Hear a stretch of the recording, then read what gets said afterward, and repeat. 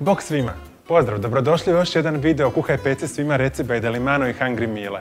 Jako sam danas sretan, čak štoviše i uzbuđen, jer je moja gošća, moja draga kolegica o slanom, o slatkom, o svemu, Sandra Rončević. Sandra, dobrodošla. Napokon dobrodošla. Tada! Dobro te našla. Baš mi je drago. U Delimano Pregači, u super jedan prostoru, znači danas kuhamo. Vidiš, po sastojcima pripremamo nešto jesensko. Radimo rižoto od gljiva, je li tako? Rižoto od gljiva, tako je. Dobro. Imamo koje gljive? Imamo šampinjone i bukovače, tu imamo te tvoje vrganje koje si nam suhe vrganje. Srećom donijela.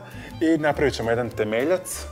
Znači moramo pripremiti sve za temeljac. Tako je. Ono klasika, mrkva, jel' tako? Ja ću mrkvu. Mrkva, luk. Ja ću ove suhe vrganje staviti u posudu i prelit ću ih toplom vodom. Može.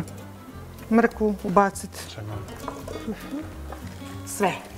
Sve odmah. Nek lagano zacvrči. Kad malo, i onda zalijemo vodu, poklopimo i stavimo kuhati. Znači temeljcu, bilo bi idealno otprilike sat vremena. Ali mi ćemo ali malo. može, ako vam se žuri, možete staviti veću količinu povrća, manju količinu vode i kuhati ga kraće, tako da ćete imati koncentriraniji temeljac. Znači šampinjone na ploškice. Bukovače su nešto žilavije i nešto su tvrđe, znači njih isto moramo narezati onda na manje ploškice, na manje komadiće. Evo ja ću prvo propirjati ovaj poriluk. Ja bi sada, Sandra, ovaj naš temeljac ugasio. Može. Da ipak ga procijedimo. Znači, svježi timjan, obavezno, jako se dobro slaže s gljivama i sa porilukom. Stavi da vrije, znači znamo da kad se kuha rižoto, cijelo vrijeme temeljac mora dosta biti na vatri, ne smije jako vrijeti, ali u principu cijelo vrijeme neka vrije. Želim nas osigurati da smo... Svakako, za 250-300 grama riže otprilike ide litra 200 temeljca. Ostale su mi... Ja ću niski start. Ajmo, Mile, ubacuj šampinjone. Ubaci dio. Ide tostiranje riže. Uvijek je bolje tostirati rižu posebno, da bi se škrob zatvorio u zrnu i da bi onda ona tijekom procesa kuhanja lijepo upila... U onom trenutku kad se krene podlijevati. Kad se krene podlijevati, upila tekućinu i onako se lijepo napunila i da bismo dobili ono pravo, puno zrno riže. Evo ga. Najdraži korak.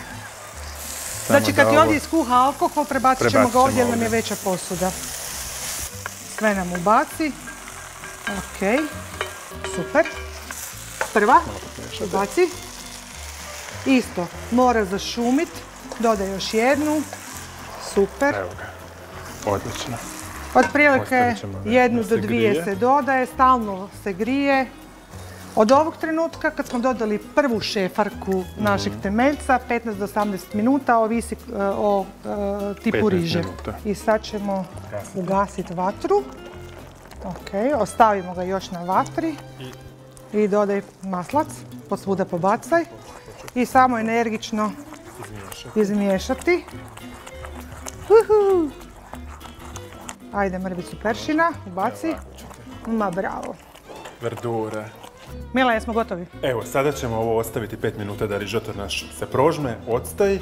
Mi ćemo lagano pospremiti ovaj naš kreativni nered. Ti ćeš pospremiti? Evo, ja ću pospremiti. A ja ću servirati? Može, super, može. Evo, mi smo naše jelo servirali, idemo s kušanjem, naravno. A prije toga ću vama reći da sve ponude za Crni petak pogledate na delimano.hr. I ovo nam smeta. To nam smeta? To je samo za dekoraciju.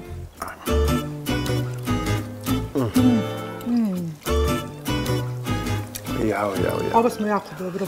Bolje nisam od tebe niti očekivao. Bolje. Živjela ti meni. Ma i ti meni.